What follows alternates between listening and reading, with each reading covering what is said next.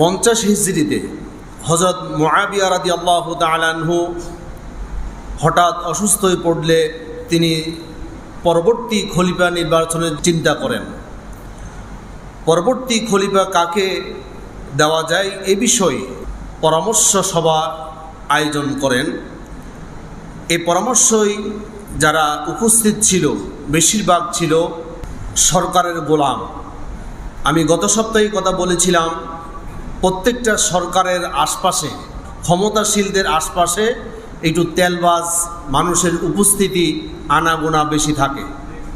একইভাবে হযরত মুআবিয়া রাদিয়াল্লাহু তাআলা আনহুর পাশেও এমন কিছু তেলবাজের গণগটা তখন ছিল।